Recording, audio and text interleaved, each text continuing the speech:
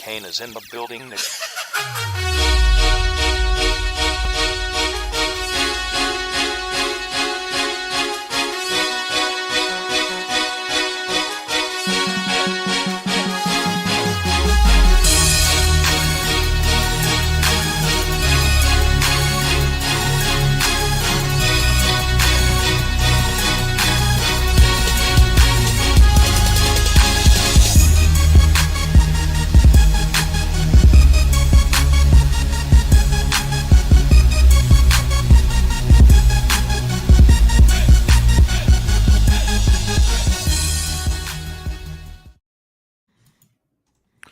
What is up, everybody? Thanks for joining us. It is game day eve. I got another great show for you tonight. I got Kevin from @RivalsKevin on Twitter. He's a regular contributor at the List Fins Pod. He also works as a beat reporter for Kansas State for Rivals. He's going to join us to break down the Week 9 reverse power rankings update. We'll give you our thoughts on the Thursday night football game as well as the matchup between the Buffalo Bills and the Miami Dolphins. First up, though, let me get a couple ad reads in and then we'll get started with the show. I'd like to thank our show sponsor, Mackenzie Farms and Happy Holiday Tree Farms, for supporting the show. They'd like to share a message with you for this holiday season. Remember when we took pride in the things we built, the things we grew? When we put aside small differences to support one another? We can do it again. It's not as hard as you think. This Christmas, say no to fake trees. They're made of lead and plastic in sweatshops overseas. Choose a traditional, sustainable, real tree grown by American family farmers in every state. The best way to celebrate Christmas is with a real Christmas tree grown here in America. So this Christmas, don't fake it, go real. That way you'll have a really great Christmas. Sponsored by the growers of real Christmas trees at Happy Holiday and Mackenzie Tree Farms. Our newest network sponsors, W Energy. W is an amazing energy drink that is made with clean ingredients to give you the energy boost you need with no crash. They also offer an electrolyte drink to keep you hydrated. Hit the link in the bio or go to w.gg and use promo code DUE, D-U-E, and get 10% off your first purchase. All right, Kevin, man, welcome. Thanks so much for joining me. Why don't you tell people real quick what you've been up to, where people can find you, and then we'll get started. Yeah, so I guess the day job is covering Kansas State athletics full-time at Rivals Fielder at EMA Online, emaonline.com. I do some college basketball stuff as well for Mid-Major Madness. Run my own podcast. Sorry, no podcast today.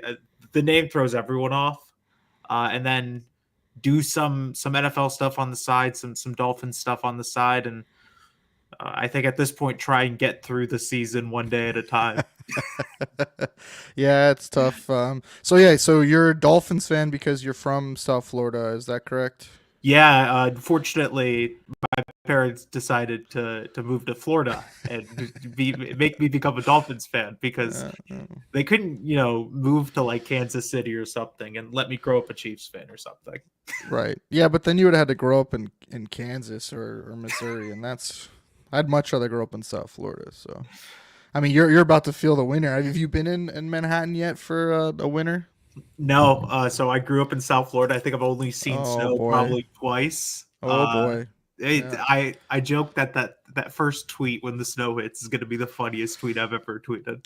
Yeah, and it's not even really the snow, man. It's the cold, man. The ice, like the wind. And so, yeah, I good luck to you, man. I live in the Midwest as well, and yeah, it's a big change from sunny South Florida. I've heard the wind is what I should be most prepared for, and quite frankly, I don't know how I'm supposed to prepare for that. Yeah, man, there's nothing to prepare for it. It's not about the layers. It's kind of like South Florida too, though. Like when it gets cold down there now that's a whole different animal. But with it being so humid and it gets cold and windy down there, I mean it's like bone chilling cold. It's obviously not freezing temperatures, but it'll surprise you. But man, yeah, it will. But I'm sure this will surprise me even more. Yeah, it's tough. All right, so why don't you talk a little bit about the college football slate today? What did you watch? I know that was a tough loss for Kansas State, but what did you think of the slate so far today? Yeah, I mean, we've had some good games. The I guess the early noon, 11 o'clock games, depending on where you live. Penn State, Ohio State. Yeah. Unfortunately, one team had to choke a game against a ranked Shh. opponent away, and it was bound to be Penn State. God, are those Uh, two coaches who can't win a big game? Like they those there's not two coaches I can think of that are worse in big games. no, they are quite literally probably the two worst coaches in terms of winning the game that they're supposed to like win in terms of a big game. Ryan Day not being able to beat Michigan for all but like maybe this year because Michigan is so bad. And James Franklin feels like he loses to Ohio State or Michigan every year without fail. And then you have uh, had the Miami Duke game on, and that Miami team, if they can figure out a way to play defense, it feels like Jeez. they could win the national championship. But unfortunately, they don't play defense. So Duke blew that game, man. Duke They should have won that. Duke should have probably just kept running the same man beaters that they ran all of the first half because Miami had no Yep. answers. How many losses could Miami have right now? Like realistically, should have lost. Like it's got to be close Three. to three, right? It Yeah. is three because you have Yeah. the Virginia Tech game, which I think you could make the argument that they probably deserved to win that one with the way that they played for most of that game. But then you had the Cal game where they had to come back down 25 Right. points. Right. You have the Louisville game last week where it felt like they That's true. probably should have lost that one too. And Yeah. then you had the Duke game this week. So three, potentially four games where it's like, I don't know if Miami was the better team in any of those games, but they keep finding ways to win. Yeah, that's all you got to do right now, right? Just win. So yeah, yeah, and then there's the Florida looked like they were gonna put up a little fight against Georgia, and then they lose their freshman backup quarterback, and Yeah. that sucked. And then the uh, you kind of knew Georgia was gonna win that game after that happened. Like spark was kind of gone, but yeah, it's a interesting day. Iowa State, right, for you Iowa guys. Iowa State State got falling in upset. the end of the Yeah, game. And then you had Ole Miss, who just somehow Ole found a way to Miss. put up Yep. 63 points against an SEC opponent. I don't Yeah, know that how they was find a way insane. to do this every Well, that few years. receiver had what, 5 touchdown He had catches? 5 Like touchdowns, like that's 250 insane. yards. That is just crazy. Yeah, so good slate today. Hopefully, you get some good games tonight. We'll see. What about Thursday night football? Did you watch that Jets Texans game? I jokingly say, unfortunately, I did watch some of that football That's a game good because description of it. it felt like both teams were trying to find new ways to lose the game Yeah, until Garrett Wilson was like, yeah, you know what? I'm not going to lose this game. You're not going to yeah. make me lose this game. And It's funny though. Like everyone was raving about Aaron Rodgers in the second half and how unbelievable he was in his stat line, but like it took them losing and Will Anderson on the Texans. As soon as he went out, essentially the pass rush wasn't nearly as effective, and then it took some two unbelievable catches by Garrett Wilson, and that could have been a very different game. And I don't know, man. I don't think this changes my view at all on the Jets. I mean, you also have the Texans without their top two receivers who are arguably a 1A and 1B, in this league, and so I don't know. I don't know how much credit to give them. Do we give them any credit for this game? I think you have to give them credit because they found a way to win, and they haven't Yeah. found a way to win all year. And they finally found a way to get Adams and Wilson the ball together. Yeah. But like as you mentioned, this sort of makes me feel worse about where Houston is than better about where New York is Yeah. because Yeah. Houston is going down a track you don't want to go down, where they're putting Hmm. so much on this rookie quarterback or this young quarterback and CJ Stroud to figure out everything. And they don't Yeah. have counters, they don't have a run game still. Their defense has struggled at times. Their offensive line is borderline putrid. Yeah. Uh, and Yep. I've watched some bad offensive lines as a Dolphins fan.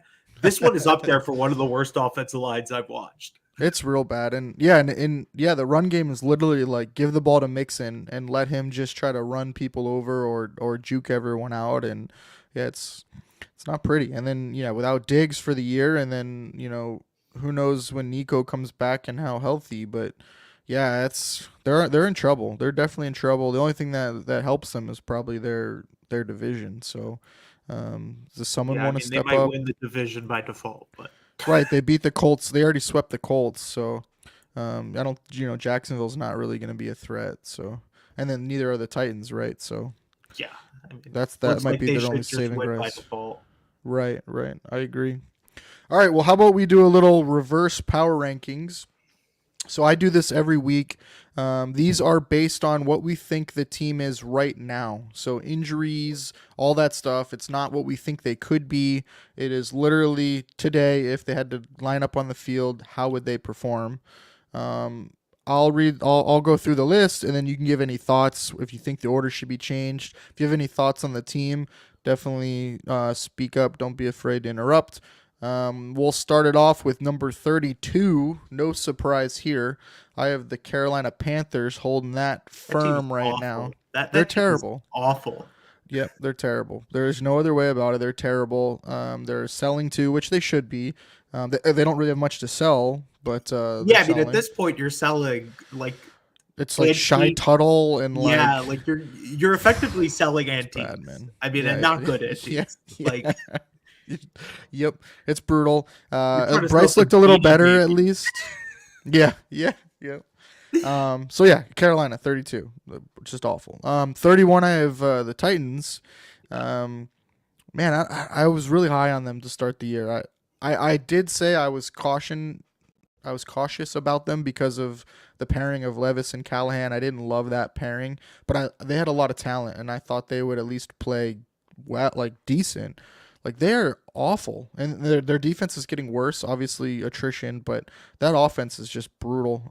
So I have Tennessee at 31. I have New England at 30, Wow. mainly because of the boost that Drake May gives them when he plays. He's supposed to play this week, and so I think that offense is a little more potent. I don't, that's a relative term, right, Yeah, to how potent bad is a it's very been. relative term for a Right. team It that can only scores go 15 up. points a game. Yeah, it can only get better, I swear. So yeah, I have them at 30, but again, like we're comparing piles of poop essentially, right? Like with these bottom three teams. So you can order them however you want. I won't really argue you, but I have New England at 30. At least there's a little hopium with them.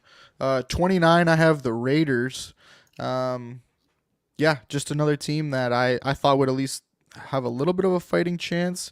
I thought they'd be bad, but they've looked worse than I thought. But they've pulled off a surprising win or two this year, so we'll see. They at least fight. So I have them at 29. I have New Orleans at 28. They just fell apart, man. The wheels fell off. Obviously, injuries were a major factor of that. They're getting some guys back, so we'll see how they bounce back with that. But I have them at 28 until I can be proven otherwise that they're back to Until fighting we weight. see how they look when those guys are healthy, I'm just Right, hesitant to say much about that team. for sure. I have the Giants at 27. I don't think they're good. I just they play people tough, and I like their D line, so I have them at 27. But man, Daniel Jones, just putrid, man, It just feels like putrid. someone had mentioned this to me, and I don't know if I disagree. This feels like a playoff team.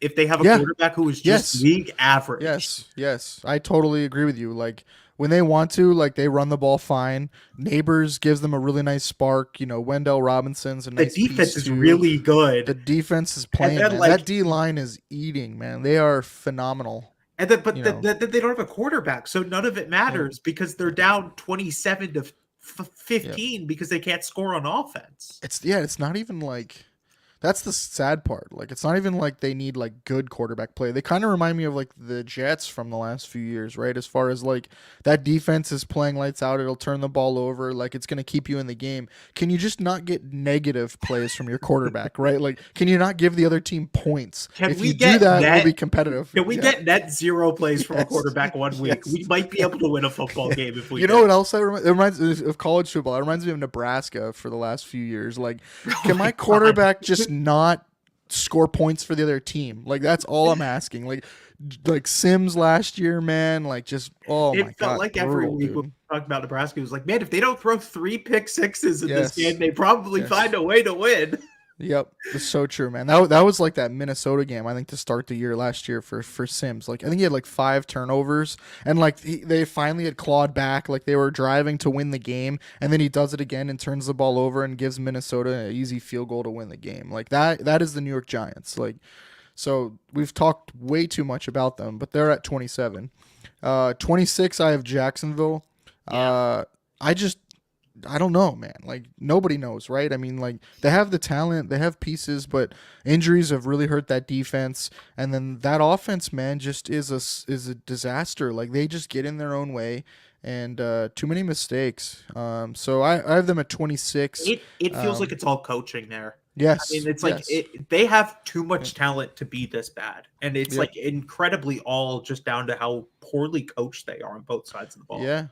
I mean, it's like a pattern with Doug Peterson, right? I mean, you saw a similar thing with Philly where, the longer he was there, the more he had, influence on that team, the worse it got. And I feel like that's the same thing with Jacksonville. Like the more influence he has, the worse it gets. So they almost needed just a full reset there. Like get rid of Balky, get rid of Peterson, and kind of start over.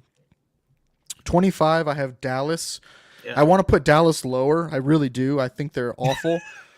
But at the same time, like they have pieces, they should be competitive. But like again, I have no faith in McCarthy, like none at all.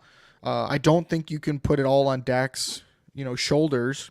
Their run, like I can't even say run game. Like there's not even a run game. Like you or I could do better back there. I don't know, and I don't even know. I think it's the running back's fault, but that run game is just brutal. it's really Um, hard to win when your lead running backs are Dalvin Cook, yeah, and uh, see, and then CD Lamb when you have to Rico when you have to have Dowdle, CD Lamb CeeDee around. Lamb on Yeah, 5 carries. yeah, I guess Zeke Elliott, but he's like not playing this week because they dude, finally how decided he crazy is that sucks. story? Like it's not even like a rookie makes that kind of mistake. You know what I mean? Or like a young guy, like missing meetings, whatever, disciplinary issues, and he doesn't even travel with the team. Like we're talking about what is he, like an 8-year vet or something? So just crazy, man. So yeah, they're a mess. I'm sure McCarthy should get fired. I don't know if he will, but Dallas 25.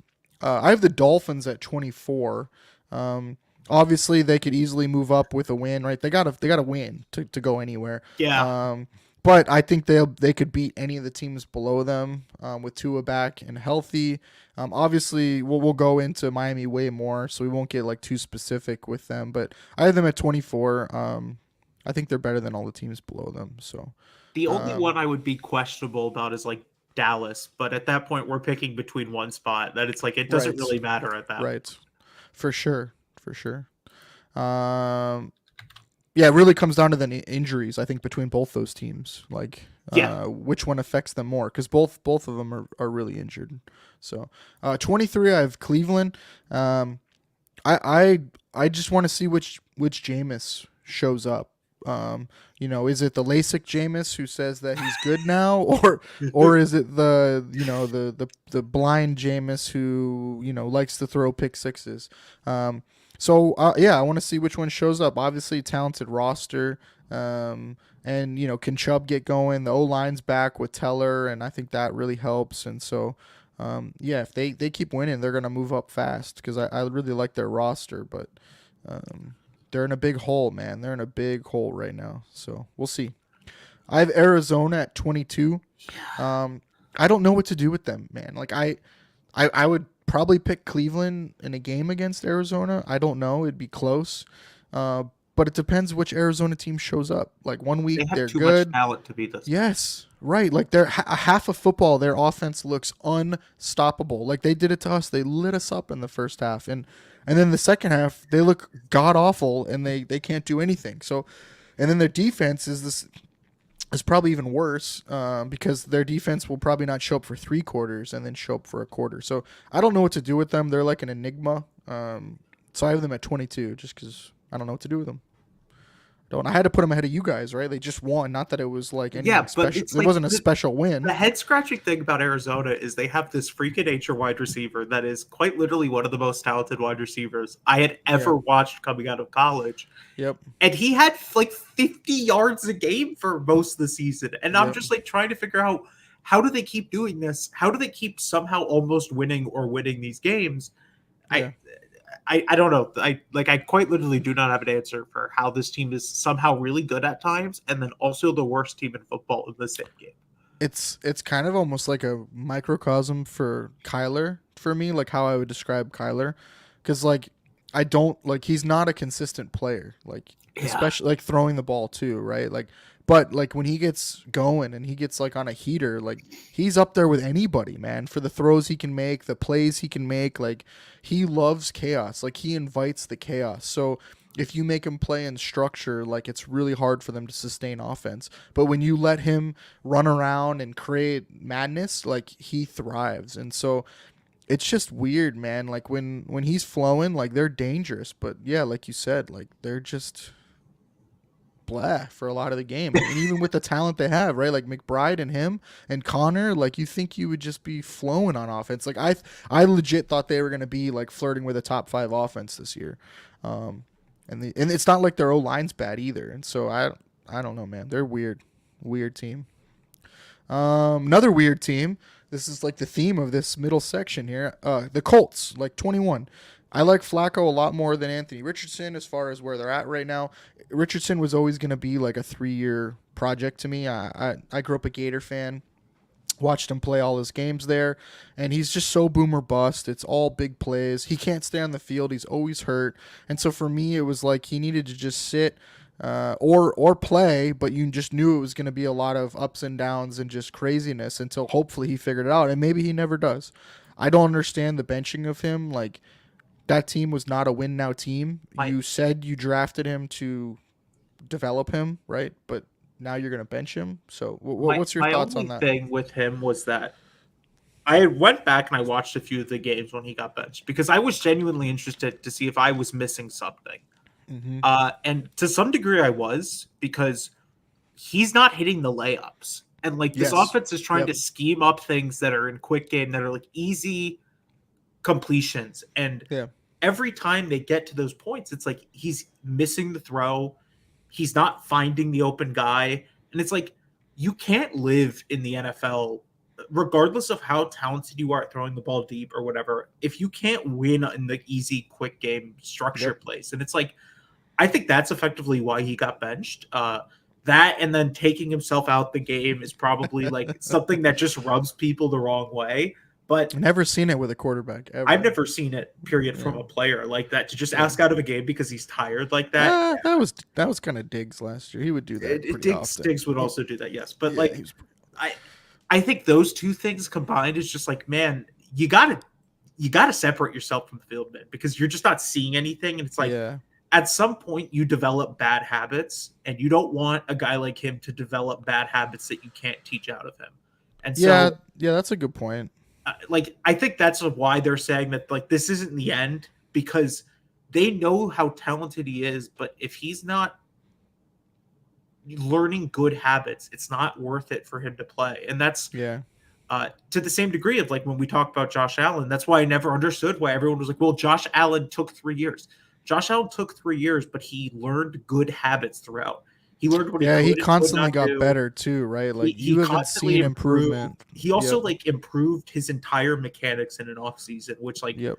Anthony Richardson to some degree hasn't been able to because of the injuries. Yeah. But he hasn't done that yet, and so Yeah, I think that was a lot of it too, right? Like it's really hard to get anything done that rookie offseason, right? Because it's the draft, you're doing all that prep stuff, and then like you're getting into the playbook and like you're starting right away. Like you don't really have time to like work on anything.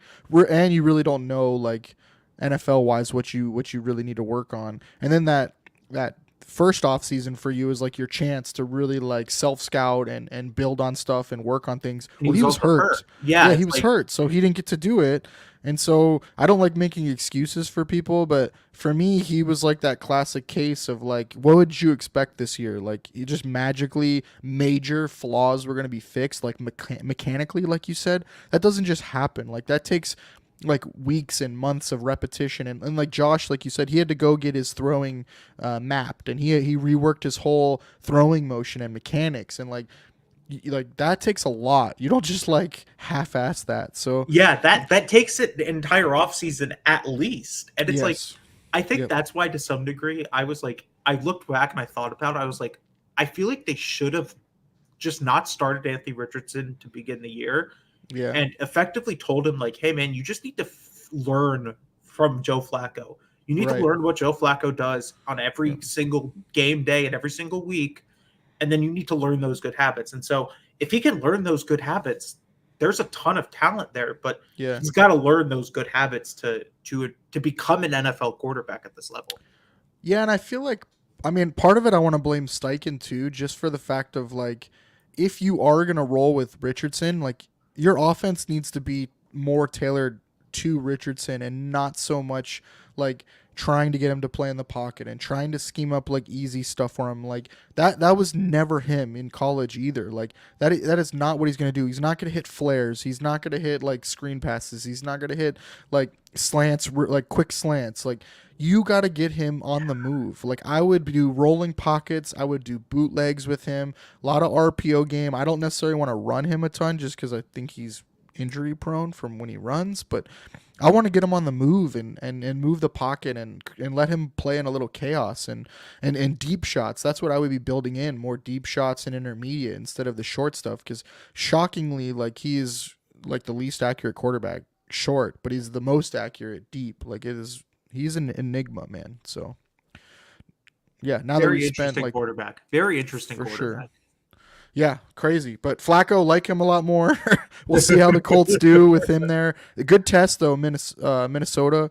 If you want a quarterback to be able to handle Flores, Flacco's way better equipped than That's Anthony another Richardson. reason why I don't think Anthony Richardson is playing this week, because he might get killed if he plays this week against Brian Flores. That's a good point. So Indianapolis 21. All right, number 20, we have Atlanta. Another team I don't understand. Like I don't get them. Sometimes they play great, sometimes they play terrible. I don't understand how they laid an egg against Seattle at home. So we'll see. They got the talent. When Kirk's playing well, he plays well. If he could play Tampa defense every single week, he would be MVP. Be the greatest quarterback of all time. Right, ever. So I have them at 20. I like the roster. Their schedule's really soft. They're gonna stack wins. I'll probably keep moving them up, but you never know. They could lay another egg. So I have them at 20. I have the Jets at 19. I don't know what to do with them still. Like, are they starting to play well? Are they going to rip off some wins here? I don't know. We'll see. They need to.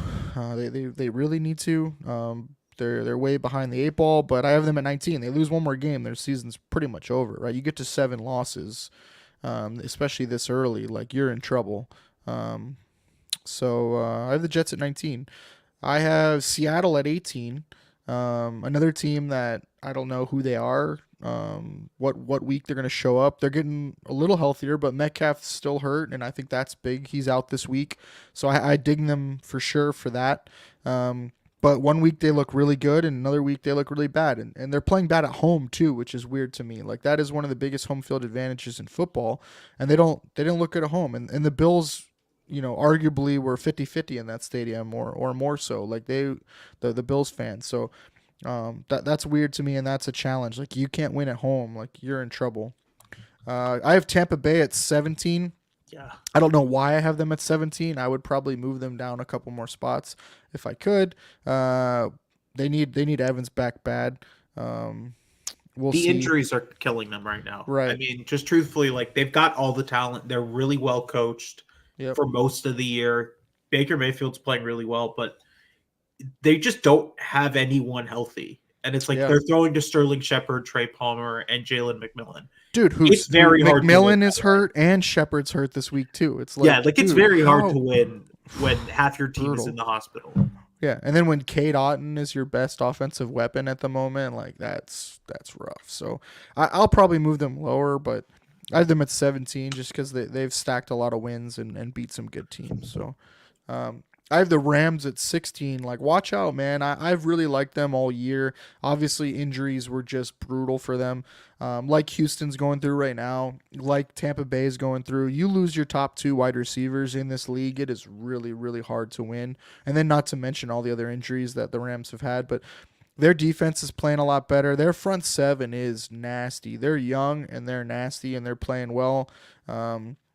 And then, with you put Stafford with Kyron Williams and Puka and Kupp, and they're going to score points, man. They're going to be a handful. So I have them at 16 right now, and if they can turn it on here and stack some wins, they're gonna jump up the board as well. 15, I have Chicago, mostly because of their defense. I want to see Caleb play a good defense and see how he does. He's been, playing okay against bad defenses, and then Washington, I thought he would play better. He played awful. Like, he did not play well in that game. Um, and that drive that he let him down, like, I don't think he did anything like special. So we'll see. I mean, they're going to go as far as he goes. That defense is really good, though. Same thing with the Chargers. That defense is keeping them in games, and then Herbert's doing just enough. We'll see as he builds that connection with Lad McConkey. That could be nice. He needs someone he can rely on, in third downs and in big spots because he hasn't had anyone all year. When your go-to target is Will Disley, like you're in Yeah, trouble. I would have liked to see them trade for Deontay Johnson. I know that probably like Yes. was not Yes. going to Yep. happen, but Yep. Or it feels Hopkins, like or that would someone have made a who's lot of like a sense. competent wide receiver Yep. that you can, even if it's like not because you think you're going to make this like huge run this year, like they're not a Super Bowl contender, but Right. they can win a playoff game or two with how much talent they have and how well coached they Right. are. They Yeah. just don't have a wide receiver. Yeah, and I think where they're at too, it's like you're building that culture, right? Like you have this big turnover, you're going to Harbaugh now. Like I think that would be big if they could get to the playoffs and yeah, win a playoff game, right? You're trying to show that you can win these close games and change that culture cuz boy, have they blown every possible close game known to man. Denver is at 13. Bo Nix might be the weirdest quarterback I've seen as a rookie. Like one half he looks god awful, and the next half he looks really good. And I say that kind of sarcastically. Stats wise, at least, he's running the ball pretty well. He doesn't have a ton of weapons to work with, but Javonte Williams has looked pretty good. And that defense is playing really, really well. Big test this week. They'll have their hands full with the Ravens, but I That got to defense respect might what be the they've best done. defense in football. Right. If we're I being agree. honest, Yep. I Yep. I had told someone else this today. They have arguably the two most underrated defensive players in football, in Zach Allen and DJ Jones. They Yep. are game wreckers, Yeah. and like just no one's talking about the fact that they're going to win a lot of games just because of how good their defense is. Yeah, for sure. Yeah, and then that doesn't even get into like Sertan and man, I was weirded like what was going on with Baron Browning too. Like I really liked what they were doing with him previous years, but this year, man, he's doesn't seem too happy. But yeah, I agree with you, man. That D line is eaten. Allen is just a monster. Um, so we'll see. This is obviously a huge game. Ravens got to get back to it, right? I mean, it's hard to knock them too much for losing a division game, but and they blew that game. Arguably, they should have won that game. So they got to get back to it. But Denver could make a big statement here. Yeah, Um, for sure. 12, I have Cincinnati. Um, Yeah, Again, this is like if they're lining up right now today, who would I take? So I think they're rolling a little bit, and I hard to knock them too much against Philly. Like that Philly team now healthy is a load, man. They are gonna be tough. And they're when they have AJ Brown back and Devonta Smith, they're a different team. And so we'll see with I Cincinnati. am pretty Obviously, hesitant on Cincinnati just because, man, that defense has so many problems with run yeah, defense, and it's like yep, unless they can add a run stopper before the trade deadline, it just sort of feels like they're going to be limited. yep, I agree. And uh, I guess maybe like, are they going to make another deep run in the playoffs? Probably not. Like No, they there's no should make way. the playoffs because the Yeah, AFC is so bad after the top like five teams. But yeah. man, it's so tough with a run defense like that because if you can't stop the run, you're not winning in the NFL. Yeah, I totally agree. And they talk about a team decimated with injuries at one spot. Like, dude, every D tackle they freaking had to start the year got injured, and it was crazy to see the attrition there. But I agree. I think D tackle and corner that they got to do something at either one of those spots to have a chance. A lot of their playoff success was their defense. Like that's what did it. Like Lou Anarumo was cooking up some crazy stuff on defense and holding teams and making big plays. And then Burrow, would do just enough with Chase to win the games or the kicker. So I totally agree with you. I'm hesitant on them. That's why I have them at 12.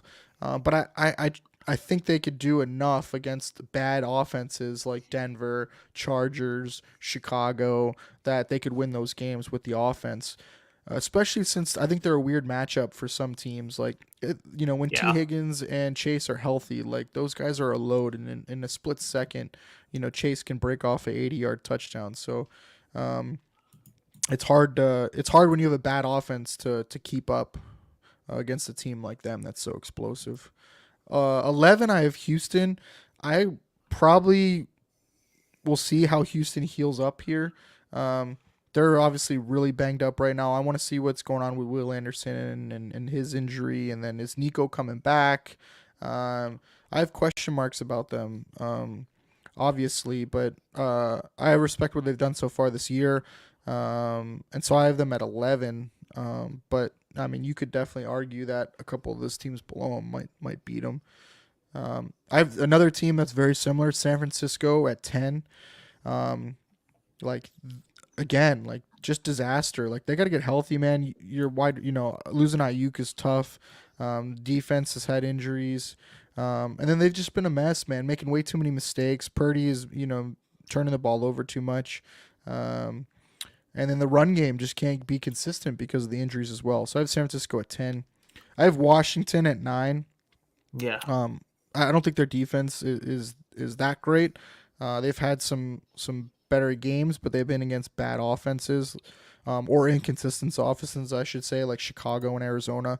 But then they looked really good against the Ravens. So I don't know. I just think they rely too much on some magic and some ridiculous throws to be sustainable. But obviously I think they're good. I have them at 9. I have Minnesota at 8.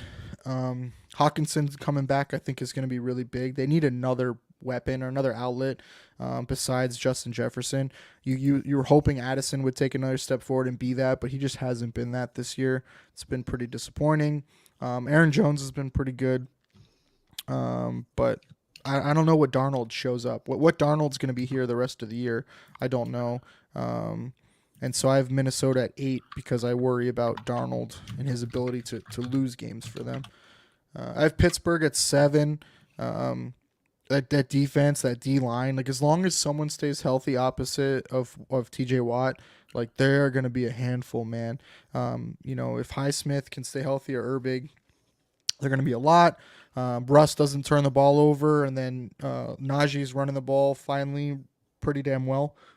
So I have Pittsburgh at 7. I think they're gonna be a tough team to face, especially at home when it gets cold. I have Buffalo at 6. They're getting healthy. Yeah. And we'll see. As we go on later in the year, it just comes down to the teams that are healthier. But I have Buffalo at 6. They got to take care of business at home this week, and we'll see. Green Bay at 5. I don't know, man. Like, how healthy is Jordan Love? Like, He doesn't look healthy. He really doesn't Right. look healthy when he's throwing the ball. He does not. He's making some bad decisions. They got way too much talent on that offense to be sputtering like they are. I want to see them get DJ Reed more involved. But like I said, they got a lot of talent in that defense. When they show up, man, that defense can get after it.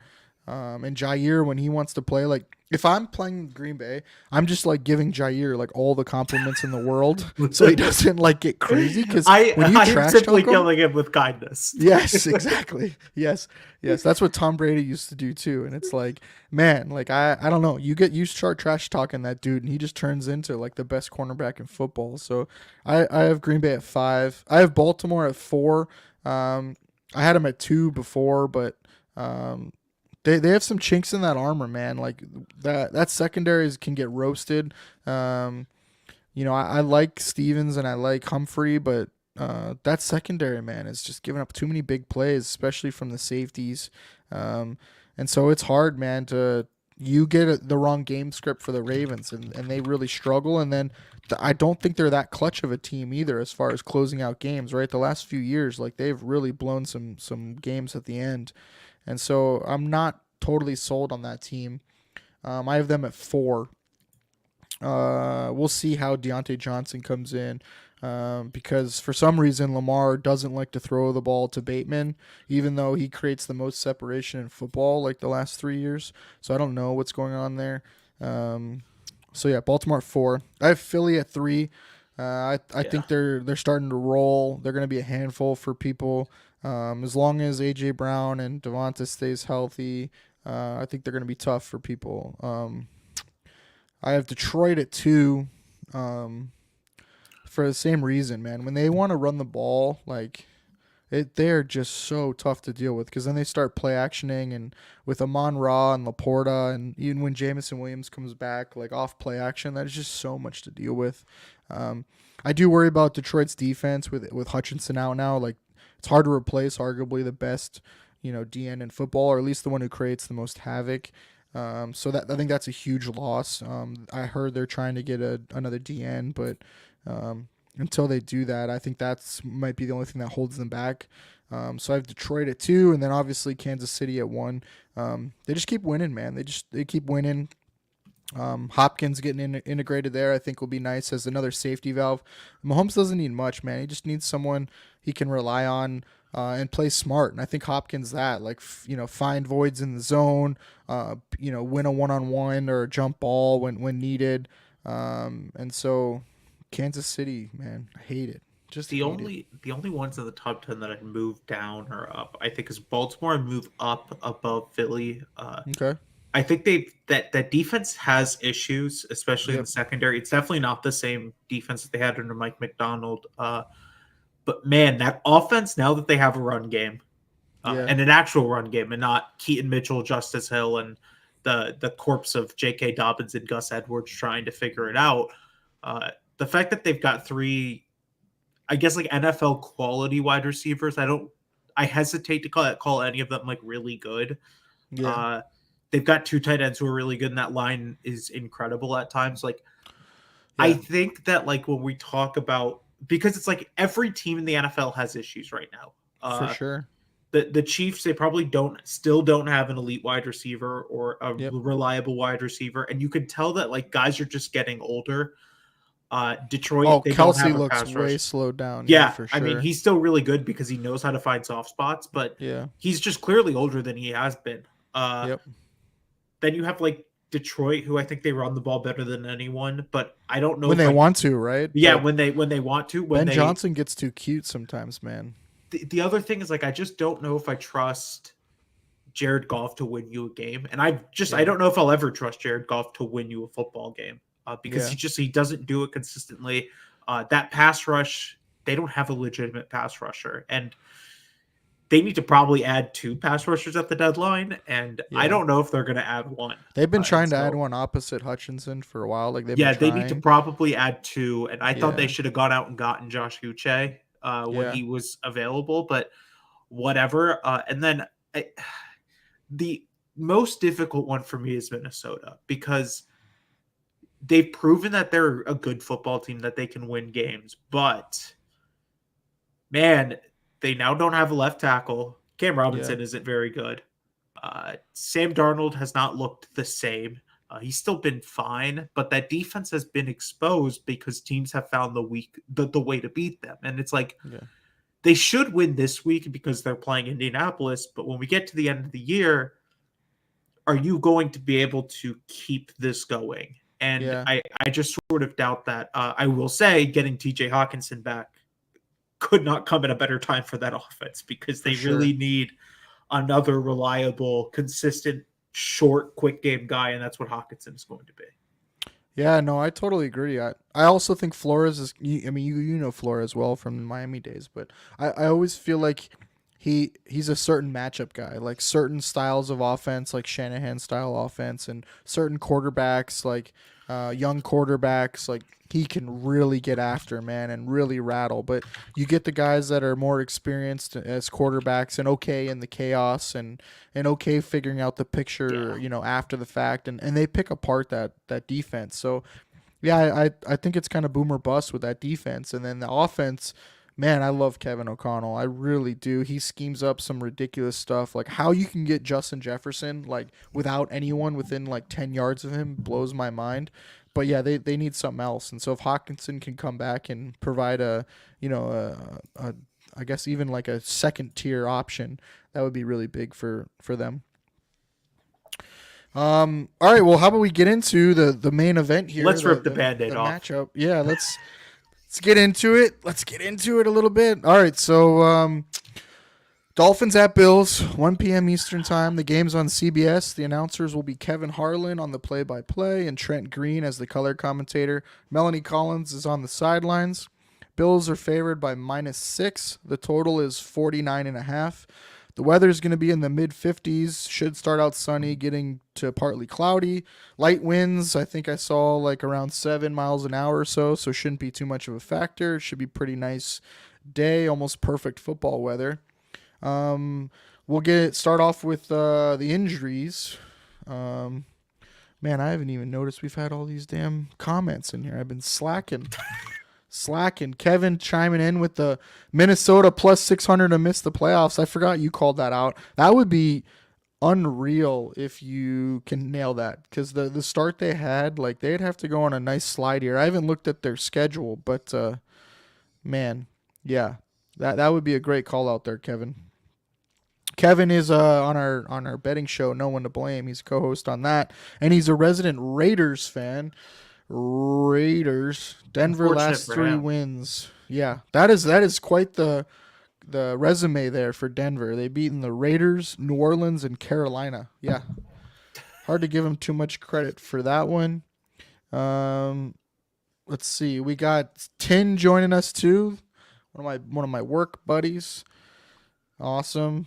They like to talk about that rugby is better than football. And then so you can dismiss anything they say after that because you already know that that's just a trash comment. All right, so we'll start with injuries. I will try to get to comments as they happen. All right, so for the Bills, so Reggie Gilliam's been ruled out. He's their fullback. He's kind of a special teams ace, probably their best special teamer. But I don't think it's too much of a drop off with him out as far as plays wise. He doesn't play a ton of plays on offense, usually about a handful, and they'll just slide their third tight end and Quentin Morris to probably pick up some of that or just not run those package of plays. So it's not a huge thing. The ones that are more big or more impactful are Christian Benford. He's arguably their best cornerback. He's probably playing as at least a top 10 quarterback or cornerback, if not a top 5 cornerback this year. He's been really, really good. He hurt his wrist in practice. And so we'll see. He did a full and hurt his wrist and then did limited. So they haven't talked too much about the injury. They didn't call up a cornerback though, so that is a good sign that he should play. I think he'll at least give it a go. If not, they have Kyer Elam, their former first round pick, and then they also have Jamarcus Ingram as well, who can play out there. Silas says, no, Gilliam means number 70 is reporting as eligible. Yes, that is number 70 is Alec Anderson. They've used him quite a lot in games. He usually gets 10 plus snaps a game. They like to run jumbo packages with him as your big tight end, essentially. So you might see more of him in the plays where Gilliam was supposed to play. The other injuries are Amari Cooper with a wrist as well. He kind of had like dinged up his shoulder in the game, had like a stinger, but apparently he also hurt his wrist in the game. He was limited all week. He was supposed to not practice the first day of practice, Wednesday, but he practiced in a limited base. He'll probably go, but he might be limited. We'll see. Curtis Samuel missed last week with a pec injury. They called up Jalen Virgil from the practice squad. He played last week when Curtis Samuel couldn't. More special teams guy, and then he ran a bunch of jet motions. He never got a touch, but they used him to kind of give tells on what the defense is doing with a lot of motions. That is pretty much it. The other one here to talk about is Von Miller. We'll touch on him in a little bit, but this is his first game back after a 4-game suspension. To Miami, I'll let you cover that one. Yeah. Of the guys out, Zach Sealer is the biggest one. He's one of the most disruptive defensive linemen in football, and he's got like a fractured orbital bone or something, and it's been called day to day, week to week, so he should be back after this week I thought he'd play this week, but seemingly not. Julian Hill is a starting tight end, but to be honest, he's not very good. And Dolphins fans have been calling for him to be benched for the last like 4 weeks. He's like a blocking specialist, right? Blocking specialist, he's just not very productive in the receiving game. I think you'll see more Durham Smythe and Jonnu Smith and probably some more three wide receiver sets than two tight end sets. Kader Kohu's their starting slot corner. And so with him out, I think you see Ramsey in the slot a little bit more. You see Cam Smith in. I don't know if they called anyone up to play cornerback. I don't think they did. They called up a defensive tackle and their long snapper, Matt Overton, because Blake Ferguson is dealing with some illness stuff that they've not been very open about. Storm Duck doesn't seem like he's going to play either. I think that is an interesting one because Storm Duck is such an important player. If you also don't have Kader Kohu, just because you need more guys there to play quarterback, you need more actual functional players. Javon Holland has just battled injuries all year, and he's been banged up a lot. If he can't go, Jordan Poyer, Marcus May probably start at safety. Tyreek Hill was the interesting one because he picked up this foot injury in the middle of the week. It seems like he'll play through it. Should be fine. Everyone else is like relatively fine. They don't have any major guys on IR except for Bradley Chubb and Jalen Phillips. And so they're definitely banged up at edge rusher. And then River Craycraft is coming off of IR. And I don't know if it's the plan is for him to play this week. They've said that it's probably going to be more of a wait and see situation, but they're certainly banged up, but not as banged up as when they didn't have a quarterback for 4 or 5 weeks. Yeah, Still banged up. Yeah, the Sealer one, at least the good news is they didn't announce surgery yet because there was talk earlier this week that he might get surgery. They said he didn't need surgery, which is certainly good news. Now, yeah, these things are still, even with surgery, it's still only another week added on. And so it's just a day-by-day thing.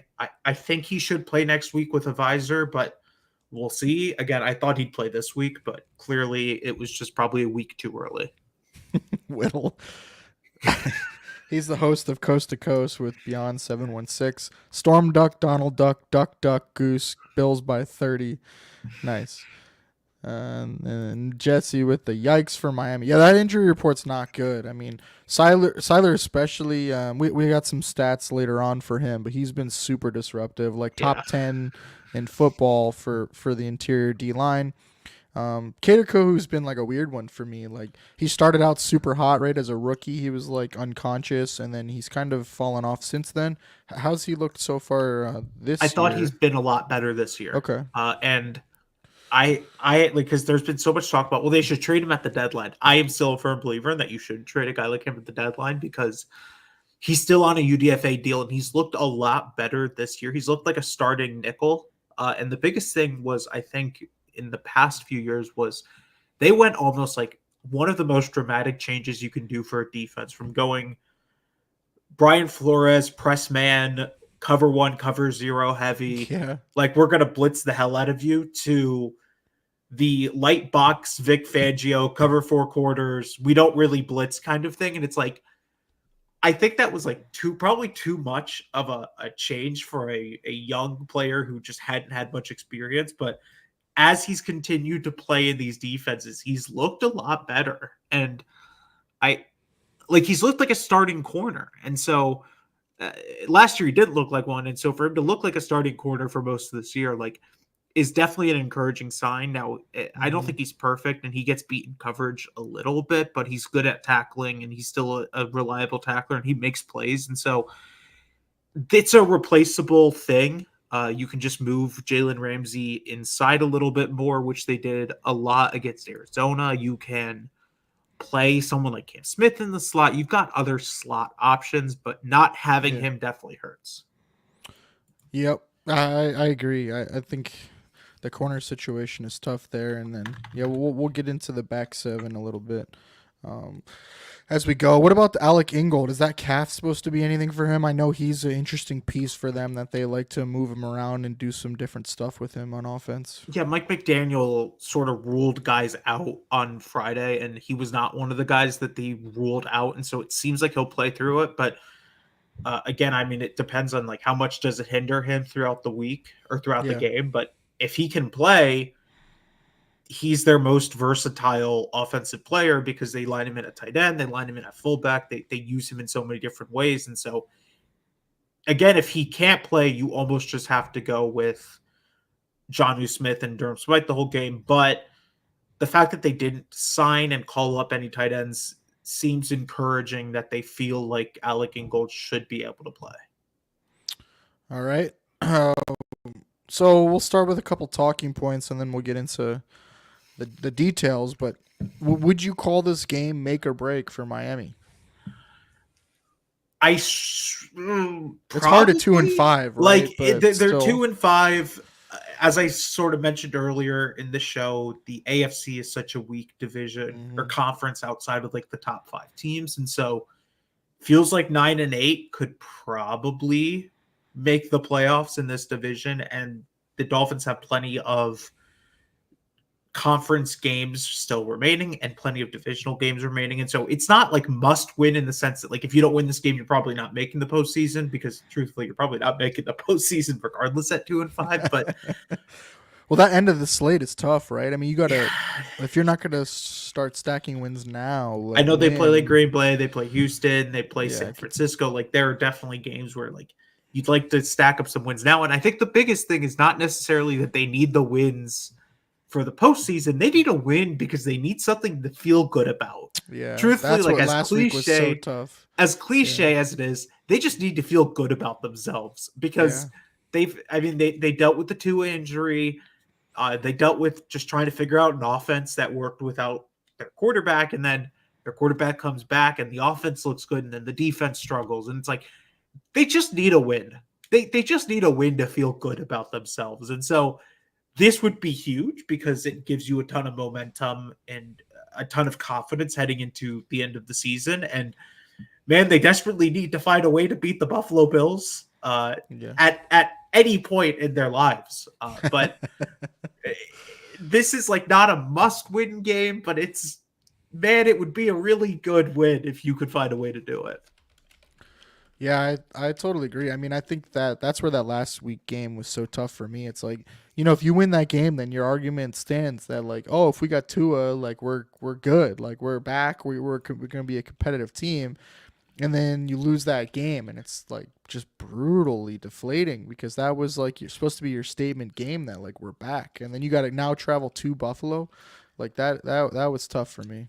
The other thing is like if you win that game and you beat Buffalo, you're now suddenly 500 and the entire season is in front of Yeah, you. that's a good point too. And it's like Yeah, now you need to win 3 straight to even get sniff 500. And it's like, is it possible? Like, yeah, I think the Dolphins are still an incredibly talented team, but it's like it's so difficult to win in the NFL. It's even harder to win back to back to back games in the NFL. And so it's certainly possible, which is why like I'm not in the camp that like they're just like eliminated from the postseason, they should sell kind of thing, because this team has too much talent. But it's like, yeah. man, you got to find a win somewhere, and it really needs to be a win that you don't deserve. Yeah. And this feels like a game where like they probably won't deserve a win, but they need to find a way to steal a win. So how'd you think Tua looked last week? I didn't get to watch the full game, but what'd you think of his overall game? I thought he was really good. He looked comfortable in the pocket. He was quick with his releases. Again, he really understood sort of how to get the ball moving. There were some mistakes, the bad snap that led to the safety, which I think is just a chemistry thing. They had another fumbled snap during the game, but he was orchestrating the offense at a high level. And the truth is, like, the offense did enough to win you that game. And the defense got put in situations where they just needed to get stops. And at the end of the game, you get a stop, you win that game. And they had gotten them to third down and medium and third down and long a few times on that final drive. And Kyler Murray made plays. Like, credit to him, Kyler Murray made plays. But if the defense makes a stop there at the end of the game, you probably come away with a win. And it's like the truth is, like, I don't think it was an offense thing. I thought Tua looked good. They ran the ball relatively well. I would have liked to probably see a little bit more Jalen Wright, but I think like the truth is they played good enough on offense to win that game. The defense just didn't do enough to support it. Yeah, that's tough. I mean, it's at least encouraging that he played well, but there's no moral victories at this point in the season. I don't think so. Well, the run game has really started to come on the last 2 weeks or so, 3 weeks when they were looking awful for a little stretch.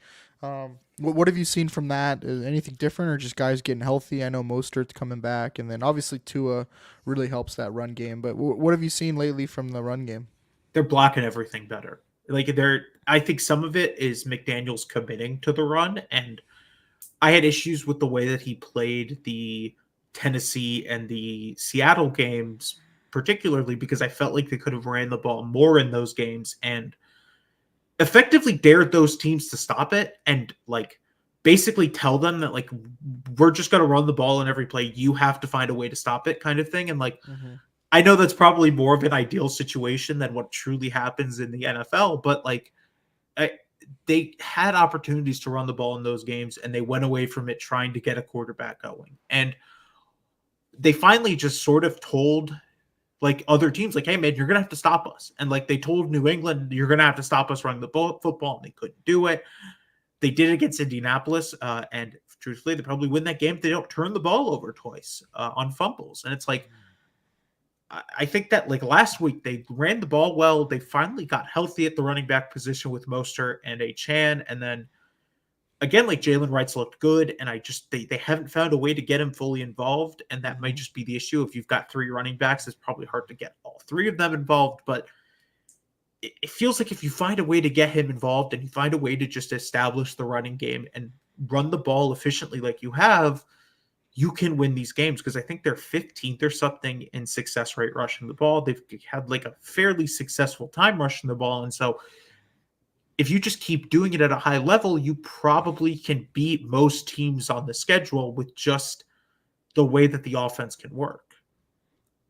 Yeah, no, I agree. I think that's been one of the major criticisms with McDaniel in big games or against good teams is he's abandoned the run too early and gone too pass happy.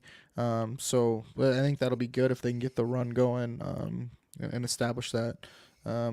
I think partially part of that is game script dependent too, right? Like you don't want to get down early and feel like you got to play catch up. That was the other thing was like in the Seattle game and to some degree the Tennessee game, it's really hard to establish the run when you're down 10 points. Yeah, exactly. Like the truth is at that point, you got to throw the ball.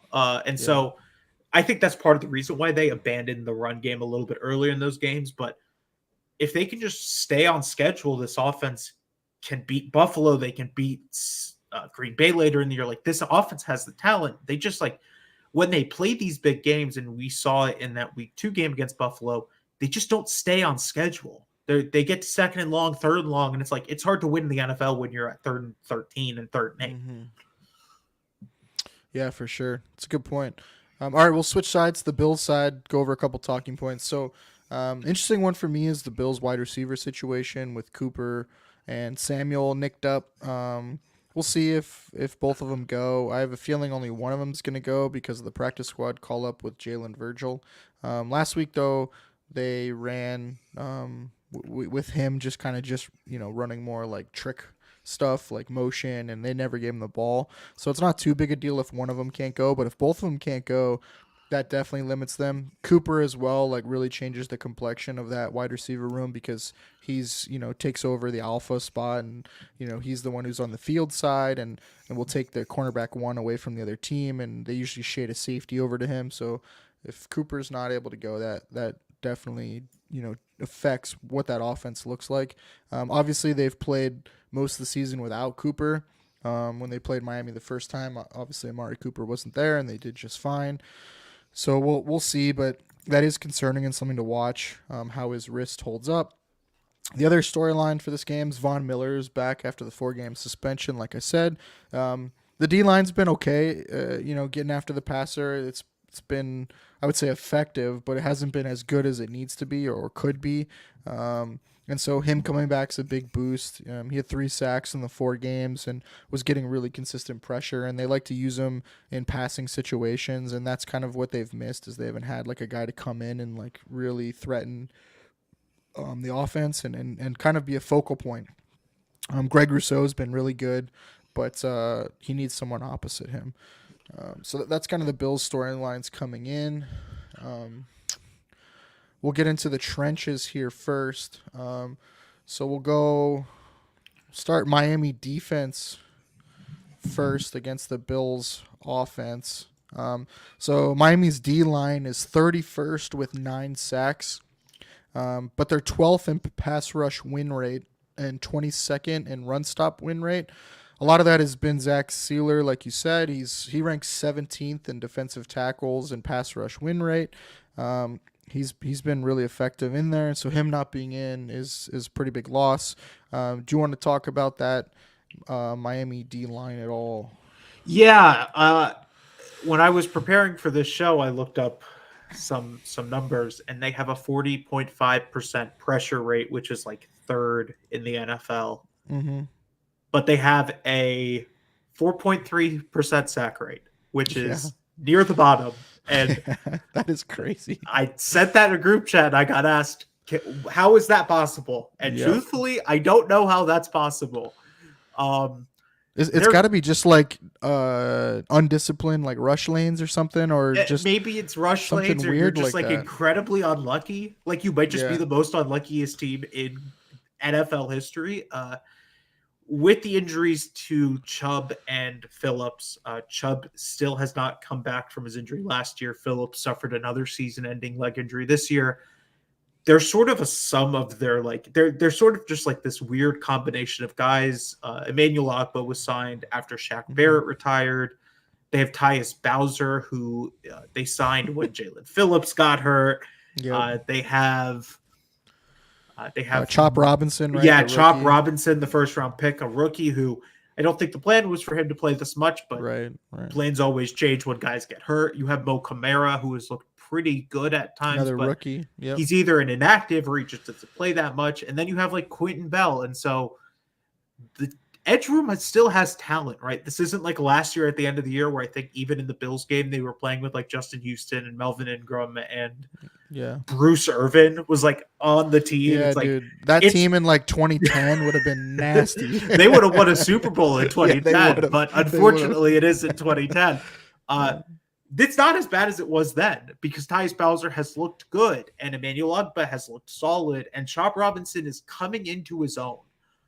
The problem is that if you can't get pressure or if you can't get sacks because they're getting pressure, you're not going to beat a team like Buffalo. You're not going to beat a team like Arizona with athletic quarterbacks who can run around and make plays out of structure. And it's like, if they can finish those sacks or turn those pressures into sacks and just get to league average in sack rate, Yeah. this defense is one of the better defenses in the NFL pass rushing wise. Now, rush or run stopping wise, man, they just got problems. And I don't think a lot of it's the defensive line as much as it is the linebackers. David Linebackers Long and safeties. Yeah. David Long looks lost out there. Like, I don't Yeah. know how else to explain it. He looks lost. And Jordan Yeah. Brooks has been solid, but It's got to be a scheme thing, right? Because he looked good last year. Like he was like a really good signing, I thought. I think some of it is probably just he doesn't fit Anthony Weaver's scheme as much as he does Vic Fangio's scheme. And so, like, there's not much you can do about that to some degree. They don't have a true nose tackle. They lost Christian Wilkins and Raekwon Davis to free agency, and they replaced them with Benito Jones and Brandon Peely and like guys who they thought could fill in those gaps, and they just haven't done it. And so, like, the biggest issue is they don't have a run stopper plugging up the middle. They currently don't have Zach Sealer, and their linebackers have just struggled in run defense. And so, and then Holland, being nicked up too. Holland being banged up, Jordan Poyer has struggled to like slow. tackle the ball. It's like I'm convinced Jordan Poyer is a Buffalo spy at this point. I'm convinced he's been like planted to like. Last year was similar too, man. He for sure lost the step. Anything in space, and you were really worried about him. In the tackles, he was really consistent with. He started missing. Like I think his missed tackle rate last year was the highest it had been. So, yeah, it's sad. He's a great leader, but man, he's not the player he was. But the thing is, like, even the advanced statistics for the Dolphins' run game is not awful. Yeah, Like their yeah, EPA per rush is like not bad.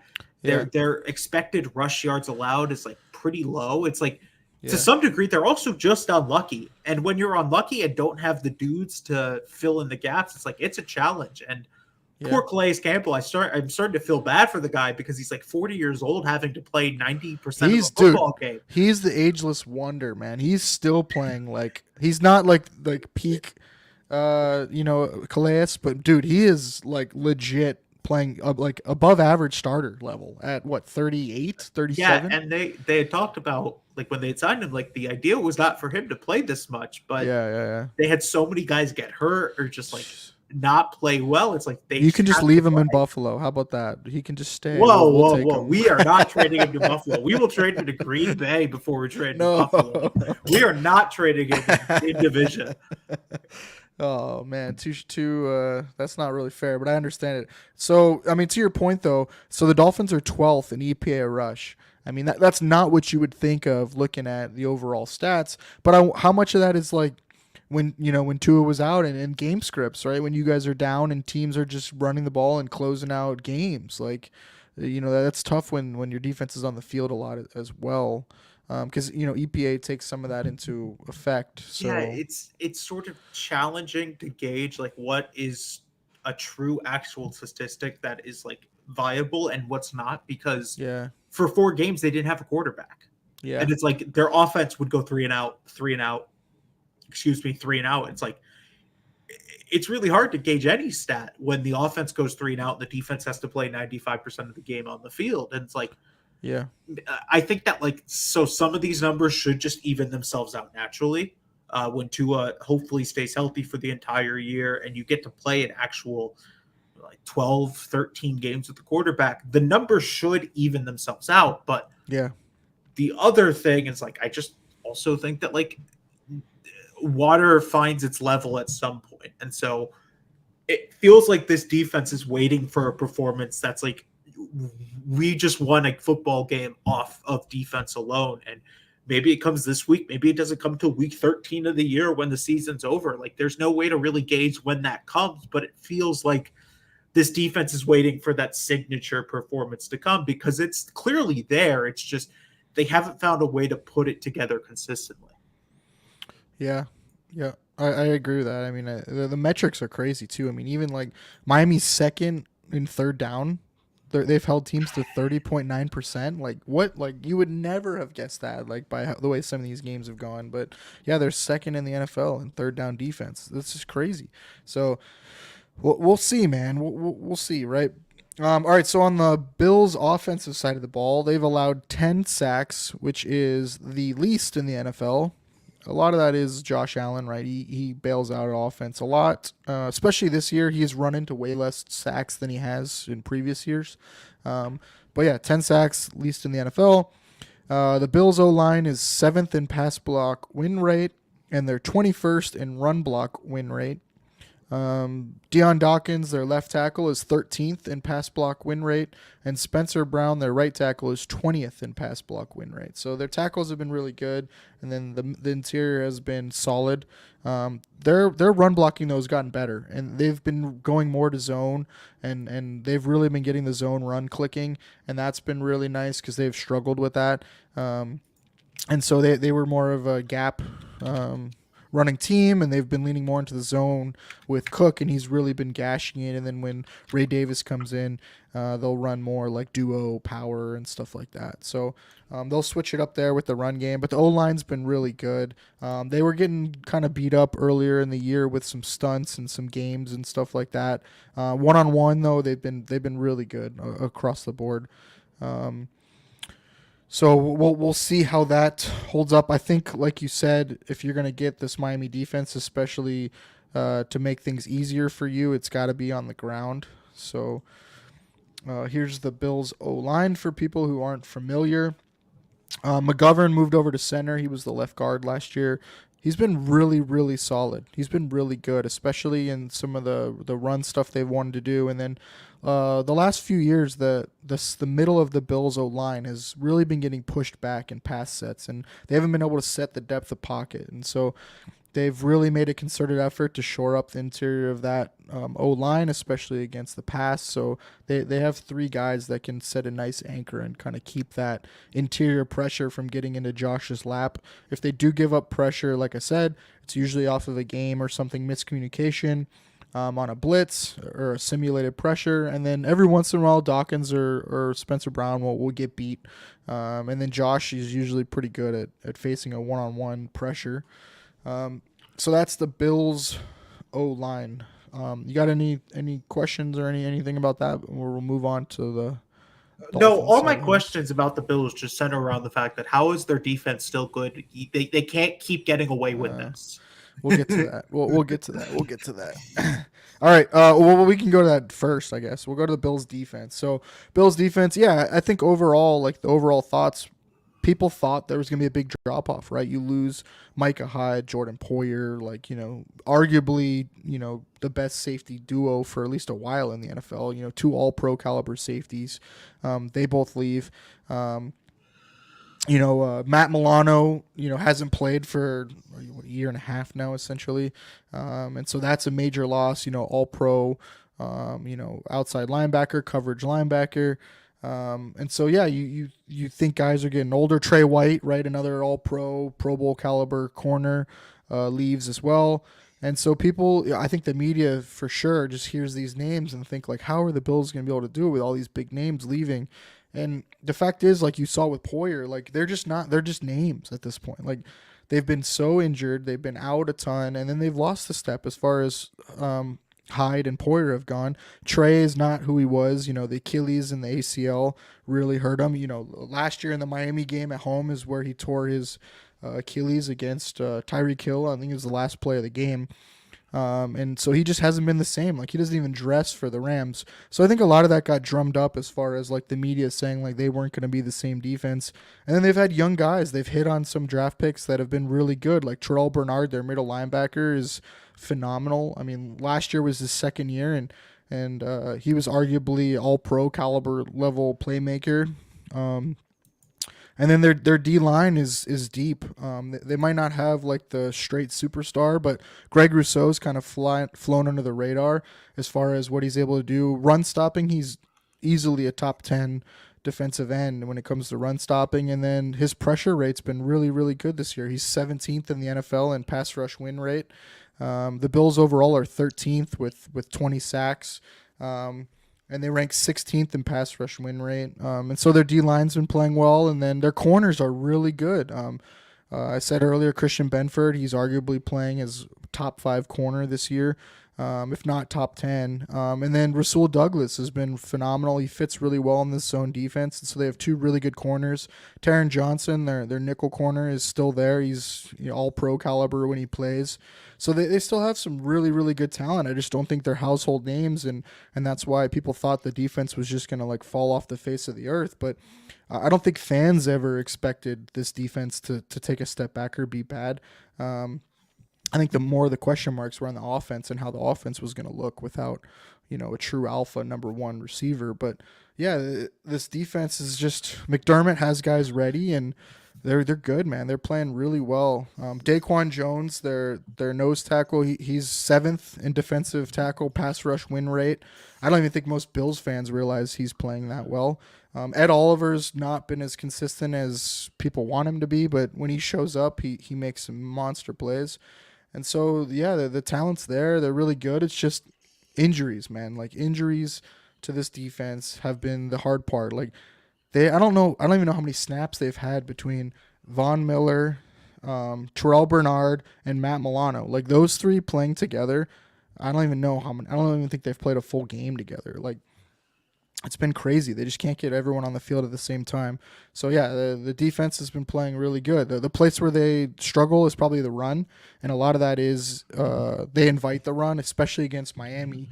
you saw it in the first game. Like they were just basically begging Miami to run the ball, and they were fine with that, giving up runs. They just try not to give any explosive runs.